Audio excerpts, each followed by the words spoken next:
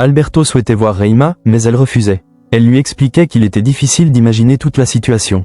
Alberto reconnaissait qu'il avait vu aux informations que Vanessa était restée coincée au volant, ce qui ne correspondait pas à la réalité. En effet, sa fille avait eu un accident de voiture, mais elle allait désormais mieux. Cependant, il craignait que cela nuise à la campagne qu'ils avaient prévu de lancer.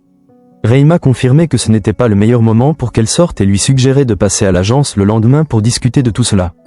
Reima, cependant, se sentait dans l'incapacité de le faire, répétant qu'il n'était pas vraiment temps propice à cela.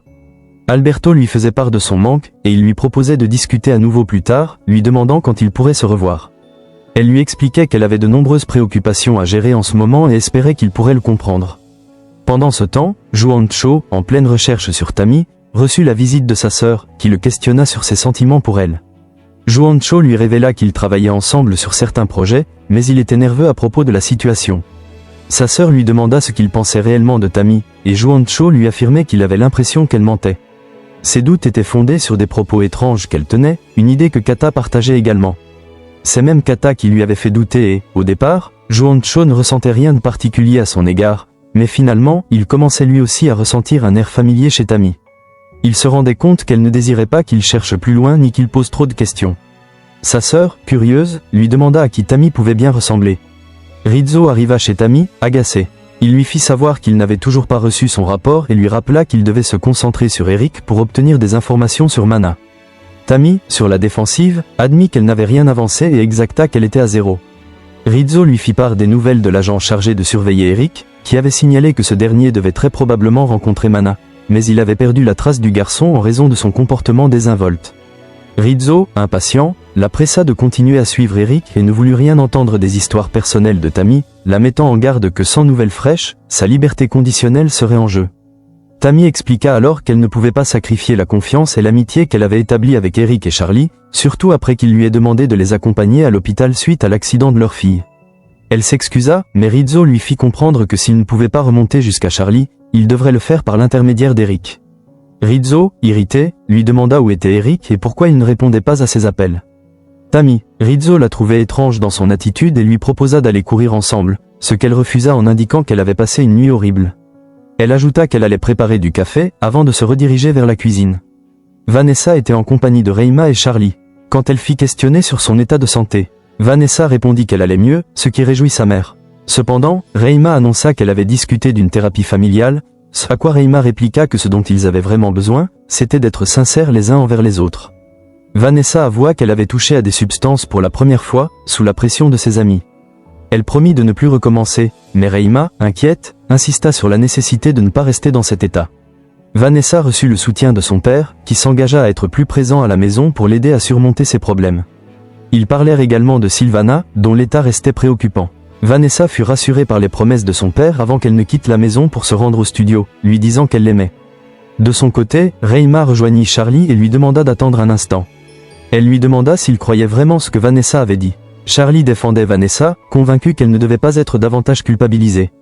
Charlie, consciente des défis que rencontrait leur fille, affirmait qu'elle voulait simplement qu'elle sorte de sa dépression.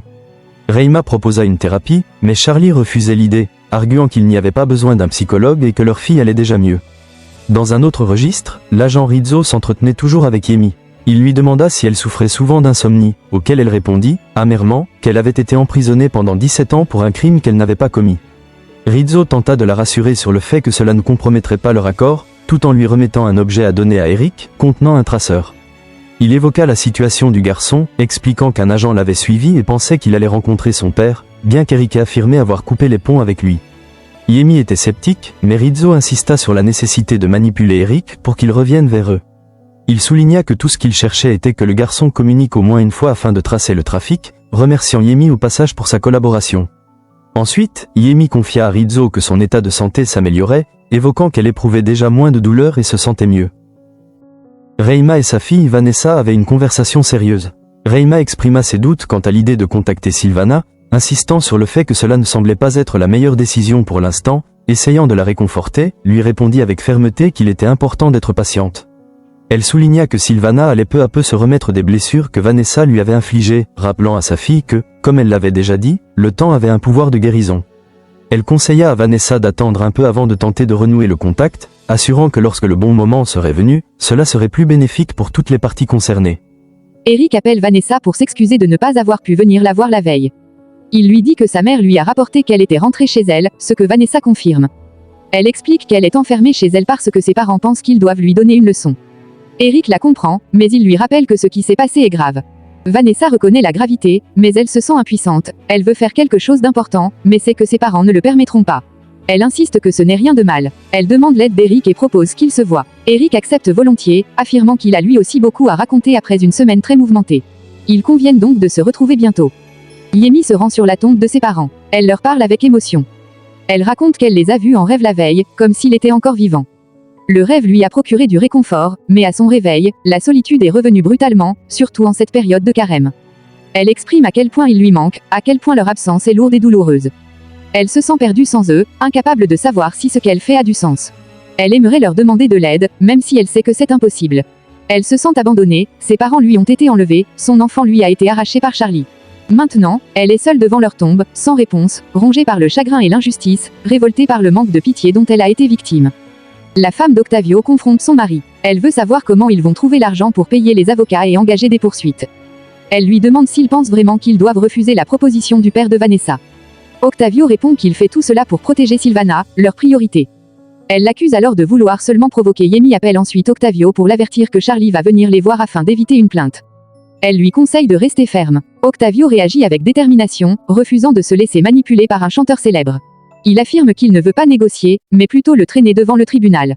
Yemi lui rappelle les coûts et la durée d'une procédure. Finalement, ils envisagent de négocier l'indemnisation la plus élevée possible, en se disant que Charlie a les moyens de payer. Affrontement. Eric rejoint Tammy et elle lui demande pourquoi il n'est pas venu au studio. Tammy lui répond qu'elle était au cimetière, ce qui intrigue Eric. Elle prétend qu'elle faisait du repérage pour un clip. Tammy, surpris, remarque qu'elle semble blessée. Eric change de sujet, disant qu'elle doit aller voir sa nièce, Vanessa.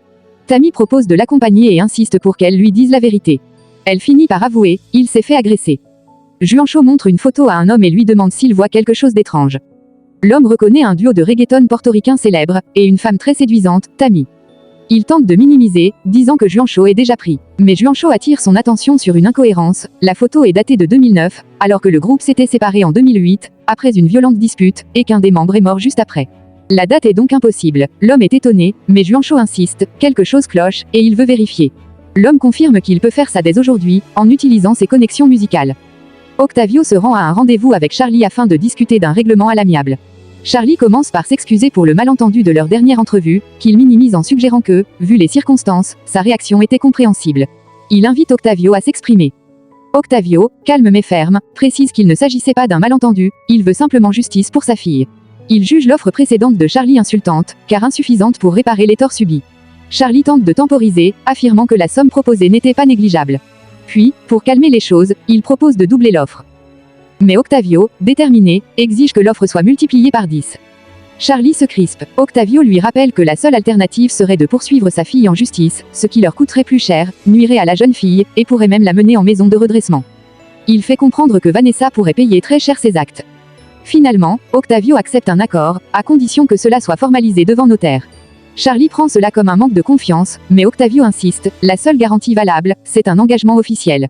Charlie annonce alors que son avocat prendra contact, et prévient Octavio, toute tentative de manipulation entraînera immédiatement des poursuites judiciaires. Il conclut en imposant que les frais d'avocat soient également à la charge de Charlie. Charlie, en colère après sa discussion tendue avec Octavio, explose dès que ce dernier sort. Il le traite d'enfoiré et confie à Axel que s'il n'était pas question de sa fille, il lui aurait probablement cassé la figure. Axel, prudent, l'alerte sur le fait qu'Octavio pourrait encore l'entendre. Charlie change alors de sujet et demande à Axel de faire venir Tammy. Axel lui répond qu'il ne l'a pas vue de la journée, ce qui surprend et énerve Charlie. Il trouve inadmissible qu'elle soit absente alors qu'elle est censée travailler sur un concert. Axel essaie de tempérer la situation en lui rappelant qu'il l'a déjà engueulée, ou peut-être qu'elle bénéficie d'un traitement de faveur. Pendant ce temps, Tammy parle avec Eric. Elle s'inquiète de ses blessures et lui demande si c'est son père qui l'a frappé. Eric lui répond que Manin n'est pas son père, ni biologiquement ni affectivement. Il affirme qu'un vrai père protège, et non l'inverse. C'est pourquoi lui et sa mère ont décidé de quitter l'appartement. Eric, conscient du danger, lui rappelle que fuir Manin n'est pas simple, car il est violent, manipulateur et refuse qu'on lui dise non. Eric insiste pourtant, ils doivent tenter leur chance, car ni lui ni sa mère ne veulent le revoir. Un chanteur interrogé par Juancho à propos d'une vieille photo explique qu'elle a été prise lors d'une fête chez Selon lui, cette fête remontait à astérisque février 2008. Juancho lui demande s'il se souvient d'une fille sur la photo, Yemi, mais l'homme affirme ne pas la connaître. Il insiste, si elle avait été présente, il s'en souviendrait, car, avec un corps pareil, elle ne serait pas passée inaperçue. Il se montre même vulgaire en parlant d'elle comme d'un fantasme. De son côté, Vanessa veut sortir manger une glace avec Eric mais sa mère Rema s'y oppose fermement. Vanessa insiste, elle en a marre d'être enfermée. Rema finit par céder, mais exige qu'elle garde son téléphone allumé. Un échange tendu éclate quand Vanessa accuse sa mère de la détester parce qu'elle a révélé à son père qu'elle se drogue. Rema nie, lui dit qu'elle l'aime plus que tout, et finit par la laisser sortir. Eric arrive à ce moment-là, un peu amoché. Rema lui demande ce qui s'est passé, il explique qu'il s'est fait agresser pour son portable, mais que les agresseurs sont repartis bredouille.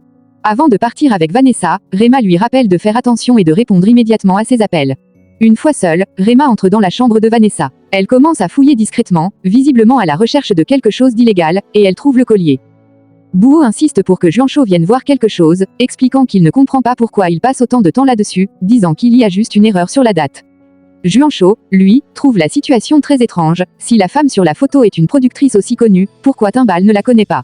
Et pourquoi cette femme affirme-t-elle avoir été à un endroit où elle n'était pas? Il trouve ça bizarre. Un informaticien présent analyse la photo et confirme qu'elle a été retouchée, la femme à gauche a été ajoutée numériquement, ce n'est donc pas une photo authentique. De son côté, Eric informe Vanessa que Tammy les attend pour l'emmener où elle veut. Vanessa s'étonne qu'Eric ne lui ait pas dit qu'ils allaient être avec Tammy. Eric explique que c'est une amie et la productrice de sa musique, mais lui demande de garder cela secret. Tammy arrive, contente de voir Vanessa, et demande où elle veut aller. Vanessa souhaite voir Sylvana, malgré les tensions, même si Eric doute que Sylvana veuille la voir. Vanessa insiste, ils partent ensemble en faisant attention à ne pas se faire remarquer par ses parents. Bouho trouve cette histoire vraiment étrange, si Tammy est vraiment une grande productrice, ce serait étonnant qu'une photo la montrant ailleurs ait été trafiquée. Il évoque Jack, un musicien portoricain célèbre, et pense que ces photos pourraient toutes être truquées. Juancho décide alors de contacter toutes ses connaissances pour vérifier si ces personnes connaissent vraiment Tammy. De leur côté, Eric et Vanessa discutent. Eric pense que ce n'est pas le bon moment pour parler à Sylvana, mais Vanessa veut absolument demander pardon et parler. Elle descend de la voiture rapidement. Ensuite, Eric parle avec Tammy. Il lui rappelle que personne ne doit savoir qu'ils travaillent ensemble, ce à quoi elle répond qu'elle a bien compris. Tammy avoue qu'elle réfléchit à révéler à tout le monde que Manin est son père et que Charlie est son frère, et il pense que c'est mieux de devancer les rumeurs. Elle demande à Eric de ne surtout pas laisser son frère savoir qu'elle est sa productrice, sinon elle risque de perdre son boulot. Eric promet de ne rien faire qui puisse la gêner. Tammy lui donne un nouveau téléphone portable pour remplacer l'ancien, et elle s'en va vérifier comment va Vanessa, en essayant de rester discrète. Enfin, Vanessa va voir Sylvana, mais le père de cette dernière la confronte violemment. Il lui reproche tout le mal qu'elle a causé, rappelle que Sylvana a failli mourir à cause d'elle et qu'elle a détruit sa carrière. Il menace Vanessa, lui disant qu'être la fille de Charlie Flo ne la sauvera pas, et qu'elle recevra ce qu'elle mérite. Vanessa, bouleversée, sort en pleurs. Charlie et Rema arrivent, de plus en plus inquiets. Rema commence à douter de Vanessa, pensant qu'elle pourrait les manipuler, surtout que ce n'est pas la première fois qu'elle touche à la drogue.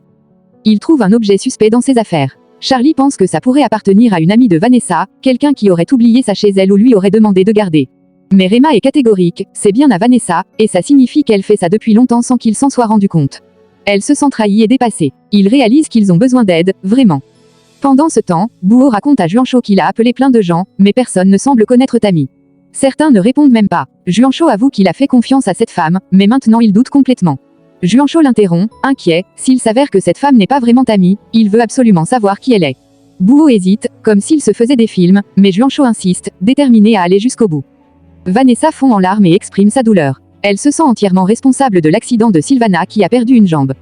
Elle se qualifie elle-même de « pire des ordures », convaincue qu'elle mérite toutes les insultes qu'on lui a dites. Elle se dévalorise complètement et pense ne pas pouvoir être pardonnée. Eric tente de la consoler en lui disant qu'elle ne doit pas croire cela. Selon lui, Vanessa est fondamentalement une bonne personne, bien qu'elle ait commis une erreur grave. Il l'encourage à se pardonner elle-même et à attendre que Sylvana puisse, peut-être, lui accorder son pardon. Toutefois, il reconnaît que si le pardon ne vient jamais, Vanessa devra apprendre à l'accepter, car certaines fautes peuvent être impardonnables. Charlie appelle Tammy. Il lui demande quand elle compte venir au studio. Tammy lui répond qu'elle est en train de travailler sur son concert, car il lui avait demandé que cela se fasse rapidement. Mais Charlie insiste, il lui dit qu'il veut absolument la voir, car il traverse une période très difficile, notamment à cause des problèmes avec sa fille Vanessa. Il aimerait avoir ses conseils et aussi discuter de leur relation et de tout ce qui s'est passé récemment entre eux. Il insiste pour qu'ils se voient aujourd'hui même. Tammy accepte de le voir au studio. Axel arrive et constate que Charlie semble très perturbé. Il lui dit qu'il a une tête pas possible et qu'on dirait que la fille en question le rend complètement fou. Charlie reconnaît que cela faisait longtemps qu'il n'avait pas ressenti quelque chose d'aussi fort. Axel, inquiet, comprend que la situation est sérieuse et lui conseille de faire attention, car cela pourrait devenir problématique. Tammy appelle Juancho après avoir reçu un message de sa part. Elle sent qu'il y a un problème. Juancho lui confirme qu'il a besoin de lui parler, que c'est grave, mais qu'il préfère le faire en personne. Tammy, intriguée, insiste pour qu'elle lui dise au moins quelque chose par téléphone, mais il refuse. Il lui propose alors de venir la chercher, mais Tammy décline et lui demande de la retrouver plus tôt à son appartement. Elle ne veut surtout pas que Charlie les voie ensemble et commence à soupçonner qu'ils travaillent sur autre chose. Juancho accepte cette proposition. Juancho décline un rendez-vous avec Kata.